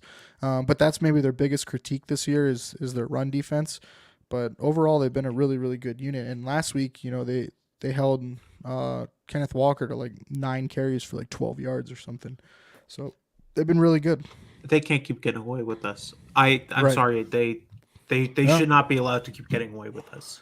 just hitting draft picks, man, and yeah, just developing. I mean, they develop guys that are just like crazy, like 6 round picks, like UDFA's. Like it's crazy, man. The Like NFL should investigate them for team-wide steroid use. I've now decided that yes. this is only the cause of steroids and Well, it's nothing else. that's what's nice about doing though, like crossover podcasts and stuff, and getting like outside perspectives, because you hear like Bills fans, and a lot of them like will complain about McDermott or Brandon Bean, or they'll complain even about the defensive players, and then you hear other people come in from other teams and they're like, how are they doing this? How are this I defense don't so even good? think And Sean it's like, McDermott's like a really elite head coach or anything. yeah, Like he's clearly got his flaws, and we could make all the jokes about what came out last year in the middle of the year all we yeah, want, but dude, like I don't know, man. The way that they're able to develop these guys with all the yeah, turnover that they've had, both coaching wise and personnel wise, and it's like yeah. they've just gotten better. Like, come on, man, that's unfair to me as a Dolphins fan. That's unfair. I like Malik Washington, but yeah, I agree there. Whittle Greer is a whole nother discussion, man. Jeez, God, we could have we could have a 3 hour long episode on Chris Greer alone, where half of it's me getting put in a yeah. mental hospital midway Well, through. maybe we'll have to do that with you and Jordan on the off season. We'll do like a rant event session. Yeah, and then your point earlier, Whittle. Like I just talked about the defense for how long, and I didn't even mention AJ Epinesa, who when he's on, man, he's a game wrecker. He goes in spurts where 2-3 games he's just unblockable. So. Yeah, they got dudes, man. But I think you can hate on McDermott all you want, and a lot of people do, but you can't. It's hard to argue with what he does on defense. Like that defense is really, really good and has been for a really long time. And they're fundamental and sound. And they're not, making a lot of, you can argue in critical situations he doesn't have the best strategy. But as far as like game plan wise, game in and game out, like those dudes are ready to play. And the attrition that they've had, like third and fourth string guys coming in and able to play at a high level, it says a lot about them, at least from the defensive side of the ball. All right, so Miami offense, we'll switch it over there. So Whittle is still hating on Chris Greer, which that's okay. And this is a friendly space for hating on Chris Greer. He's cooking. Yeah, He's remember cooking. Channing Tindall pick? Yeah, I don't even remember who that is because it was such a bad pick. Georgia But yeah, Latin who can't even yep, like get on the freak field. athlete, man. But part of that is though, like you like you said, you go from Flores now to what is it Denard? What's his name? Anthony defensive player? Weaver. Anthony Weaver. See, I had Denard Wilson in my head. Yeah, Anthony Weaver is like that is a massive scheme change, and so you have young players you're trying to develop, and then you completely change the scheme. I think that is really hard for a franchise. Like you can say what you want about the Bills, but part of what they've been able to do is keep the continuity. Like they don't change the offensive scheme a ton, even though they've changed offensive coordinators. They're not changing the defensive scheme a ton, even though they've gone through 3 defensive coordinators. And so part of that is you keep the same GM, so you're drafting the same types of players and you're developing them, and you're not changing things up a whole ton. And when you do that, you hit a reset like this on defense for the Dolphins. Like it is really hard to do that in an off season. And so, I mean, you got to give them credit because the defense has been playing, well, but it's really hard to do with young players like that. Developmental players, I feel like, get lost when you do big changes like that. So, yeah, I think that was a good call out, Whittle. All right, so Miami offensive line, they have given up 19 sacks, which is 15th most in the NFL. They are 12th in pass block win rate and 15th in run block win rate. Teron Armstead, when he wants to play or when he's healthy enough to play, he's 5th in run block win rate. I call out any players in the top 20 in the NFL when I do these. So he ranks 5th in run block win rate. Tyndall couldn't get snaps with Fangio, and now it's Weaver not playing him. He's terrible. Yeah, man. I mean, that's part of like developing a high upside developmental player. it takes time for them to develop. So who knows where he was in the Fangio system, and then now they completely switched up in the Weaver system. So it can take time. Yeah, Aaron Brewer's been really good. Crazy story about how just undersized he is, and just you wouldn't think he'd be successful, but he's really athletic and been really good for them at center. Do you want to talk a little bit about the offensive line, like strengths, weaknesses? Yeah, heading into the year, everyone wanted to talk about how bad the offensive line was. And I tried to sit here and go, it's not going to be that bad, guys. It's not going to be that bad. And to some degree, it hasn't been that bad. And like everyone still points blame to the offensive line because they're an easy target. But Teron Armstead has looked really good this year and for the most part has remained healthy. Uh, Aaron Brewer has looked really good this year and has remained healthy. Liam Eichenberg has been, quite honestly, at worst, a net neutral. And like his PFF grade does not do him fairly because I thought he's been good this year and he's been reliable in the run game. And to some degree, they're hiding him, which is fine. Like you can hide guys on an offensive line, and Especially when it's one guy, right? yeah, when it's one guy, you can just hide him, and as long as it's not back-breaking mistakes, which it hasn't been for Liam Eichenberg, and quite frankly for the offensive line, like the offense just has to stay on schedule. Austin Jackson has struggled. He's also had some really tough matchups to start the year. Like he had a really tough matchup week 1 against Jacksonville with Josh Allen Hines and who's the other guy? Forgetting his name, Walker. Yep. Forgetting his first name, but they Trayvon, right? Trayvon Walker. Yes, that is correct. Even last week, like the offensive line held up. They didn't take a lot of stupid sacks. The offense stayed on schedule. The biggest issue was the snaps, and some of that again, I think, is just the fact that Tua and Brewer just haven't taken many snaps because Brewer got hurt. That's hilarious. Whittle. But like to some degree, I think some of the snap issues is just the fact that Brewer got hurt in the preseason and could not practice for the final like few weeks, and so then Tua gets hurt in week 2 of the season, and so it's like they just haven't had much time to cross over and actually take snaps from each other. So I'm not too worried about the offensive line for the sake of like a game this season. Like, should they absolutely upgrade it in the offseason? Sure, absolutely. But the offensive line has played well enough to win every game that they played. It's been other guys on the offense who are not executing.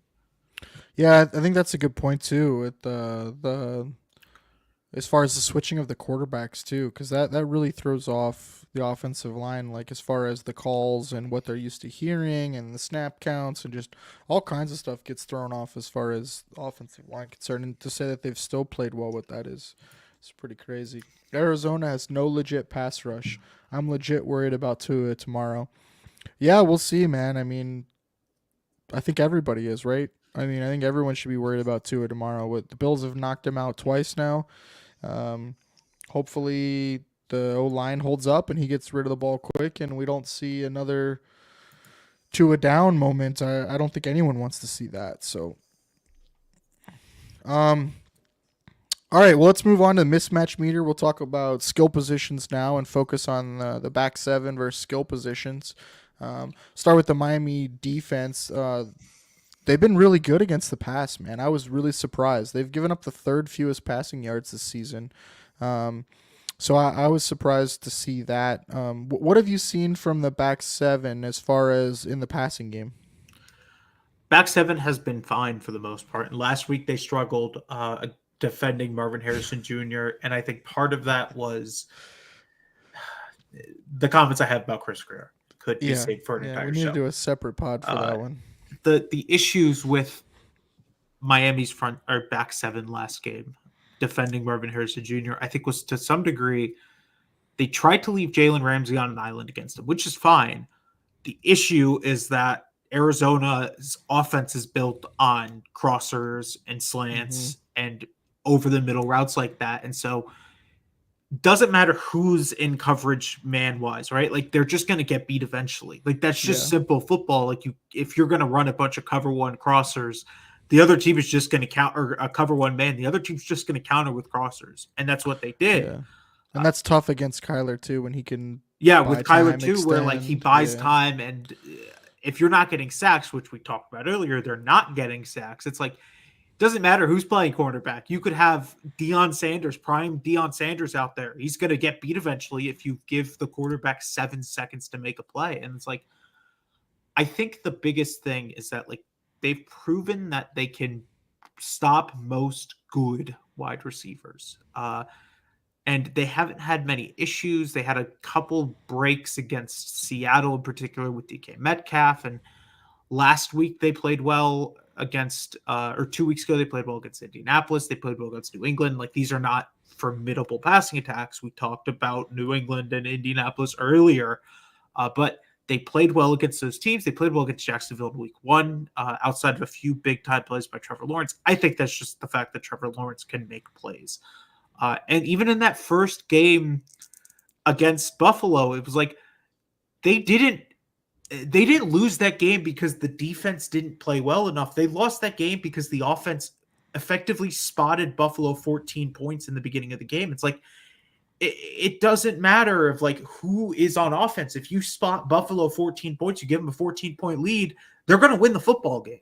Like that's Short fields, the pick six like for that's the sure. one Yeah. thing that they just do better than most teams in the NFL. Yeah. And so I think that like to some degree, I'm not worried about the back seven and especially the secondary outside of potentially like Jordan Poyer, although I thought he looked good last week against Arizona. And then whoever plays in the slot, because if it's Ramsey, if it's Cam Smith, who came back last week and like, just not going to grade him off one game. Not fair to anyone. Kendall Fuller's looked good. So like, I'm not worried about the back end, but uh, the biggest issue is just like if they're going to play man, if they're going to play man coverage, they're going to get beat eventually if they can't get sacks.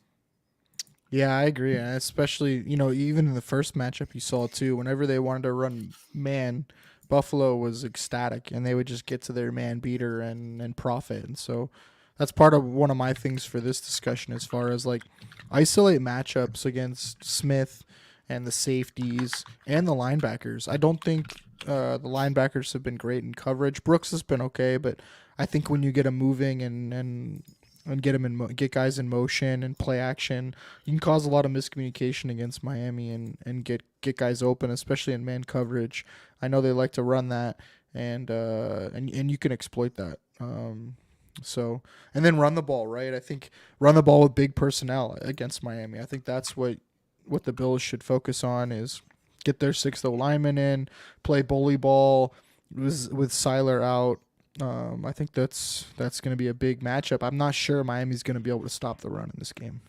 That's the biggest thing, right? Is that if you can get Miami out of nickel and out of dime and out of playing with 5 DBs and get them into more base looks, which with linebackers and defensive linemen, like they're going to struggle just because the talent disparity there is just not where it needs to be. And their linebacker 3 is Duke Riley, who is not very good on defense, or Channing Tindall. It's like their defensive linemen have clearly struggled this year. And so if you can get them into that consistently, you're going to probably win the game. Now, the thing is, like, if you go 12 personnel against them with 2 tight ends, it's like, I don't know if they're going to really go to that personnel knowing that Kincaid is one of the tight ends, because Kincaid is, while he is still a really good blocker and a solid blocker and just a really good overall tight end, like he's not the same as bringing in heavy personnel. Like you still can play him with safeties. And so if they can get to bigger personnel consistently and win in bigger personnel, they can probably just beat Miami for the most part, because Miami just like, unless the defense returns to what it could be and what it's proven that it can be at times, they can put together a solid performance like that. They can win this game, but they just haven't done it yet. And so I'm so hesitant to say that this is the week it happens because they're playing Buffalo. Yeah, and I think that's what's interesting about this matchup is Buffalo won't hesitate. They'll go 12 personnel, but they'll bring in the sixth lineman too and run like extra jumbo. Or they'll go, I guess you can call it 12 personnel because the 6 lineman is playing like a big tight end. And so they'll do 12 personnel, but your other tight end is Kincaid with a 6 lineman. So they'll do some interesting things to try to play bully ball. And so I'm interested to see how Miami responds because I think if Buffalo can just run the ball and then pick their spots passing, I think it's going to be like the first game where it's going to be trouble for Miami to try to stop them. All right, we'll switch sides of the ball then and go to Miami offense versus the Bills defense. For me, I think it's the Bills gotta do what they've done recently against Miami is keep the roof on the passing game, force Miami to win in other ways. Don't give up big chunk plays. You got to tackle. Obviously, getting Tyreek Hill and Waddle in space, especially down the field, is trouble. So you got to stop that. A lot of what the Bills do is they'll disrupt the middle and throw off the timing for Tua and some of those routes. And so they got to do that again this week with dropping safeties down and widening their linebackers to clog the middle of the field so they can't run those slants and those overs they like to run, and then really communicate with passing guys off. And then yeah, the run game I think is Miami's gonna be able to run the ball on Buffalo. I don't think that's too much of a question. I think it's just whether or not Buffalo can limit the explosive plays in the Miami run game. Achan's been running the ball better, and I think at any second he can break one open. So I think that's going to be the big one is explosive plays, either from the wide receivers or the running backs.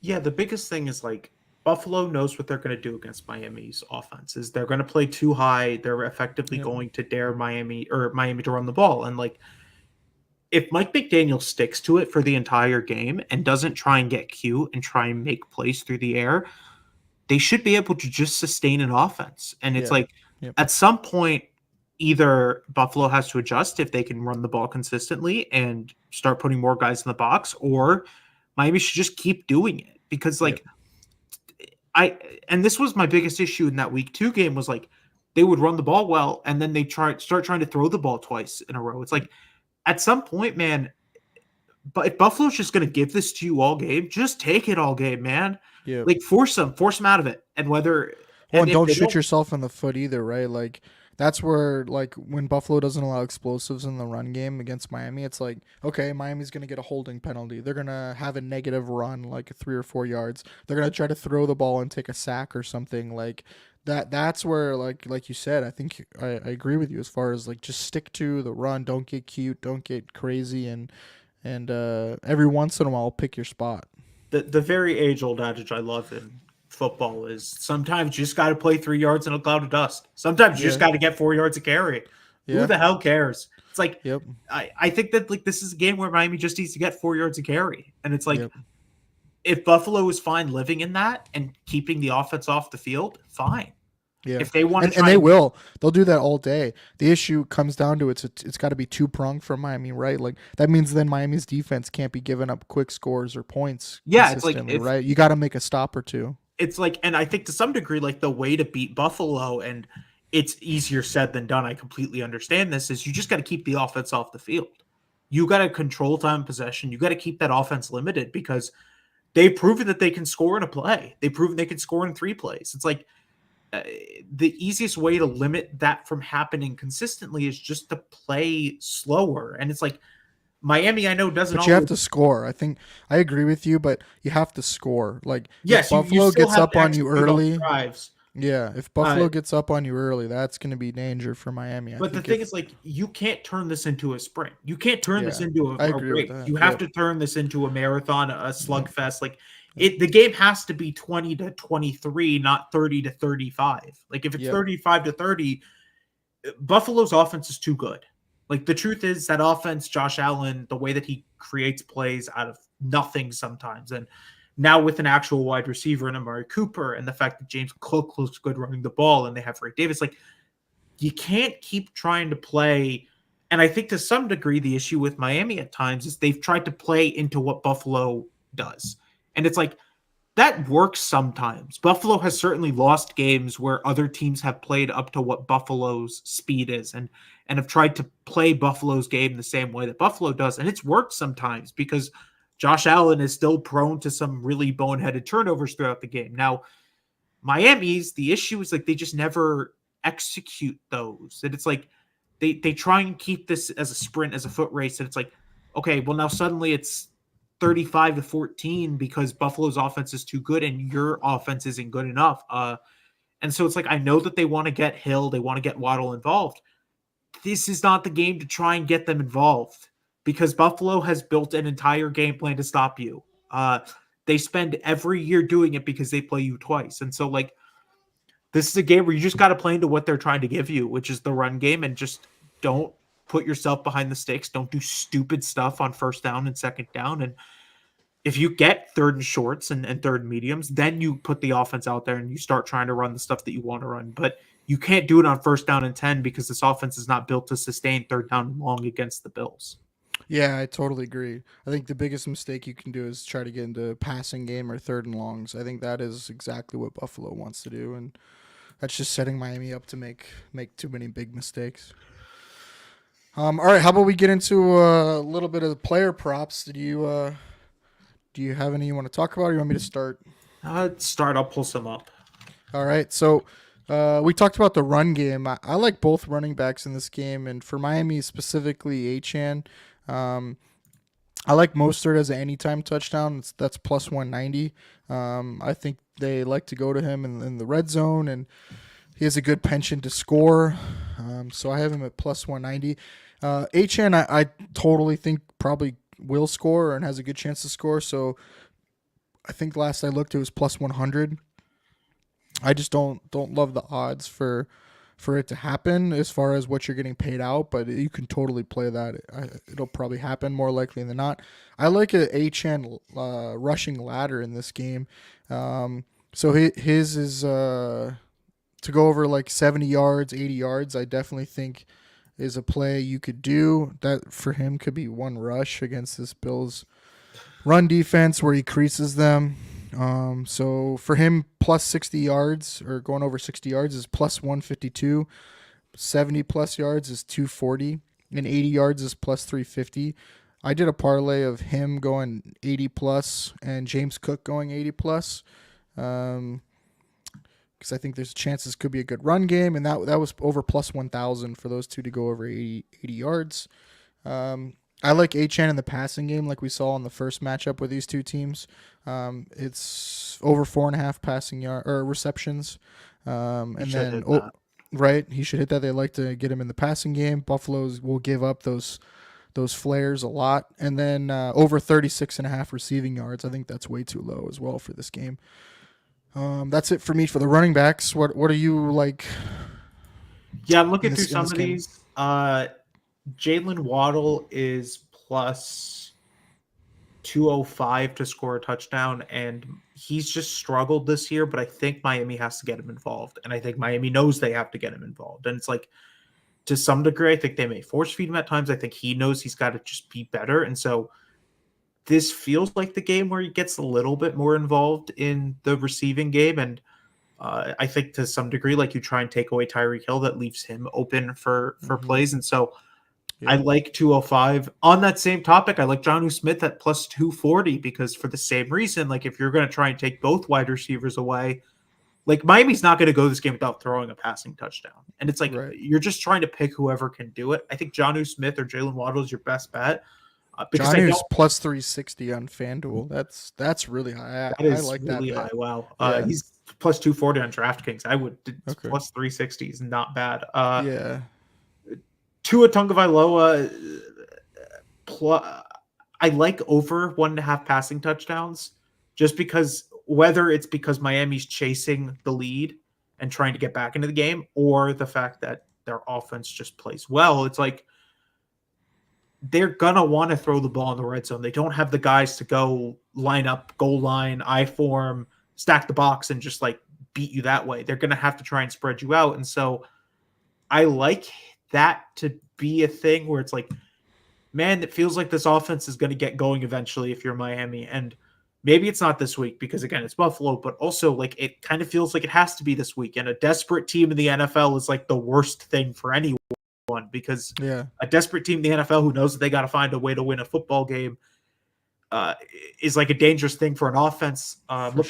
Through some of these, there's totally a world where they're over 60 points in this game, and that wouldn't be too surprising. Yeah, it would not shock you if there is over 200 or 60 points almost, and not 200 points. I don't think we'll get 100 to 100. As funny as that would be if that was a thing Jeez. we had in this game. The other thing I like is they have Calais Campbell, DraftKings does, at plus 225 to record over 0.25 sacks. Oh yeah, I like that. Yeah, you just gotta get a half a sack. Feels like they're gonna get some, like they get pressure I mean, on Josh every could run quarterback. into one. I mean, Like Josh is just gonna do totally. something stupid and run into one, or they're gonna finally get pressure and get something. And so, like, Yeah. to some degree, I kind of like that one to be like, I mean, for the odds and the fact that it's not even a half a sack, like you just has to get a half a sack to get it. Like, feels like something that's gonna hit in this game. Yeah, it's not a bad call out.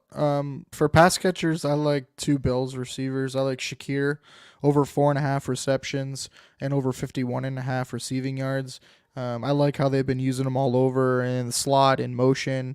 A lot of quick action throws to get the receptions up, and then man, he's so good after the catch. So I think both those numbers are too low. And then same with that, I like Kincaid over 3.5 receptions and over 38.5 yards. I think both those numbers are just way too low, especially with Cooper and Samuel being banged up.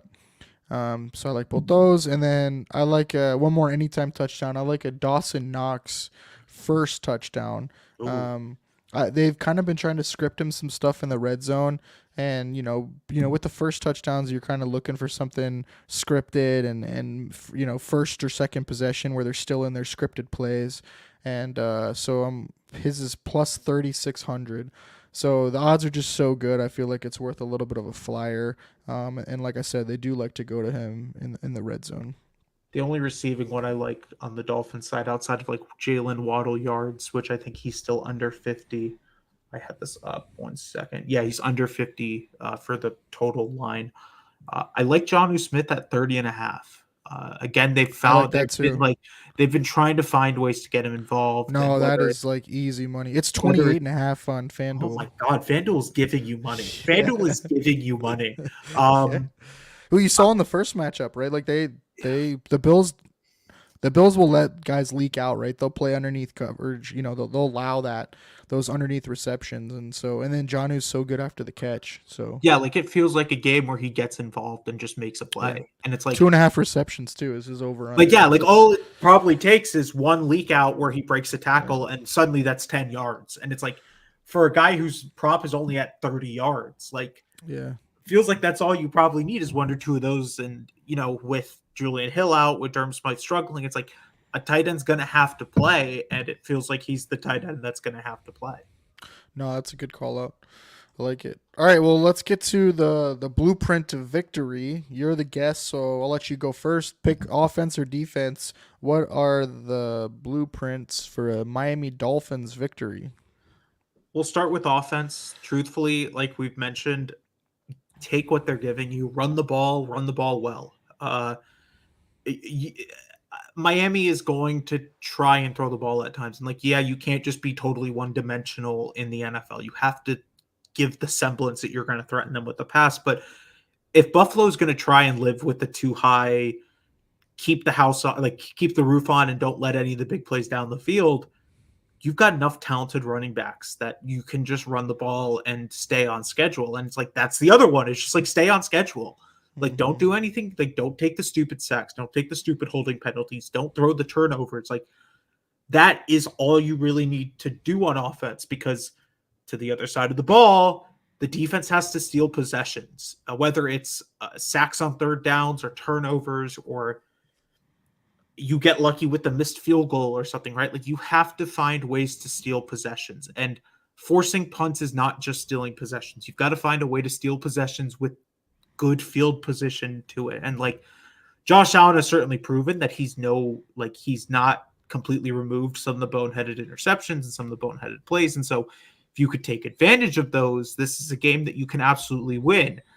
Again, this is the blueprint for every Miami Dolphins game against the Bills ever, and every time they don't find a way to do it. So it's like, I could sit here and try and tell you that's the way you beat the Buffalo Bills, but they haven't done it yet. So what is it? 14 out of 16 the Wow. Bills have won, I think, or something. Yeah, I'm starting to think I need to get the Bills a Father's Day present because they freaking own it. I know that's one of their favorite memes is Josh's, daddy or whatever of the Dolphins. So, yeah, I don't disagree with you. Mine are pretty similar. For the Bills offense, I think no turnovers. So exactly like you said, I think don't give the Dolphins extra possessions. Don't give them easy field position. So no turnovers. The Bills have played pretty damn clean. Josh has only thrown one interception. Knock on wood. And they haven't had too many fumbles this year. I think they've only lost two this year. And then the other ones dominate the line of scrimmage and run the ball. I mean, I think this is a game where Buffalo should dominate running the ball and have as much success as they want to have on the ground, and then pick your spots throwing off of that. But there's no excuse for the Bills not to be able to run the ball as much as they want in this game. On defense, I think it's tackle. You don't miss tackles. Tackle, rally to the ball, make Miami execute on long drives. I think that's where Miami will make mistakes, penalties, a bad throw, or a negative play, and you can get them off the field. So you just got to tackle, rally the ball, keep everything in front of you. And then the other one is no pre-snap, post-snap penalties. Don't give them free first downs. Buffalo's had some games where they just had way too many penalties, 10 plus. And so this isn't really a game where you want to be giving Miami first downs and again, field position. So we really got to limit that. All right, well, score predictions. Do you want to go first here? Yeah, I'll go first. This is a game that I've somehow talked myself into Miami potentially winning, and this is why I can't do these podcasts. Don't you love these crossovers? Yeah, man? this is why I hate these, because every host is just like incredibly negative about their team, and they're like, yeah, you know what, they struggle with this. I'm sitting here like, man, it's all gonna come together. Miami's gonna win this game, and it's like, again, the only reason why I'm not picking Miami to win this game is because Miami doesn't beat Buffalo in Buffalo. Yeah, and like, true. Truth is, for me at this point, with the Dolphins playing against Buffalo or any team this season at 2-5, you got to show me first. I'm not going to buy into you doing it. You got to show me that you can do it first. And so I think this game's going to be close because every Buffalo Miami game is close to start, and then Buffalo pulls away at the end. And like, I don't know if this one's going to be any different. Miami is kind of becoming healthy on offense. Their defense is a little bit banged up, but they've got enough depth to replace the guys who are hurt. And the defense has played well for the most part. The issue is that they haven't been able to finish anything. And it's like, man, no one cares that you've played well in the NFL if you don't finish anything. And so I think Buffalo still wins this game. I think Buffalo's too talented on both sides of the ball, but especially on the offensive side of the ball to not win this game. So I think Miami will keep it close, and I could see this becoming a one-score game in the fourth quarter, where it's like whoever wins that last possession is going to win the game. But I just think Buffalo's too talented, and Miami is struggling, and their confidence is low, right? And like they're searching for answers, and they're desperate, and so I think it'll be close. I think Miami's going to come out and start the game hot, but Buffalo's got too much talent. They're going to pull away like they do every time Miami plays Buffalo and Buffalo. So give me Buffalo 27, Miami 24. I like it. Yeah, this one I've gone back and forth on. I think definitely in Buffalo is a major advantage. The Dolphins don't play very well there lately. And I think like you nailed it as far as the confidence thing. I think Miami might come out hot. They've done that a couple times in recent matchups where they'll score on 2 or 3 of their first couple possessions and then kind of stall out or hit a roadblock. And I think we'll see that in this game. So I think Miami will put up some points, but I'm not sure how well they're going to stop the Bills. I think the Bills are really going to be able to do what they want on offense. And once they build up a lead, I think that's going to really put the pressure on Miami. And I definitely think there's going to be a turnover or two in this game. And so I have the Bills winning this game, but I think Miami will keep it relatively close, maybe score late. But I have the Bills winning 31-20. So, yeah, we'll see. I hope we're both right as far as the score goes. But I hope I'm wrong. I hope I'm incredibly wrong. I've never hoped I'm wrong more in my life.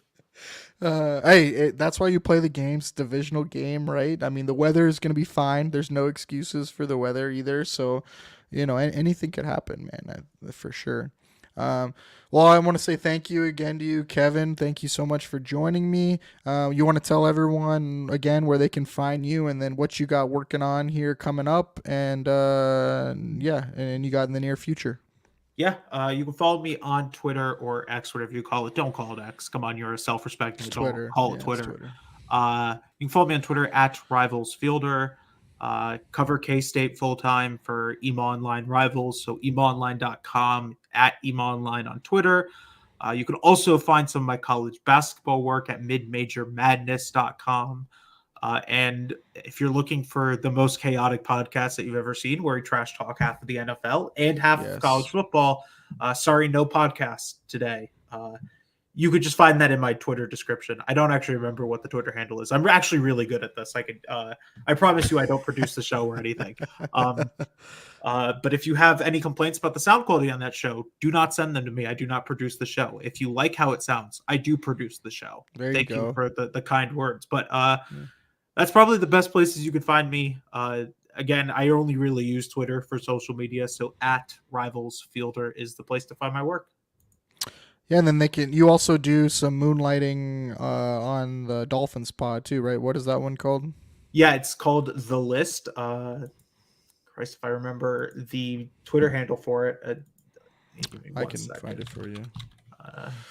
Really should have had this. It is at the List Fins Pod.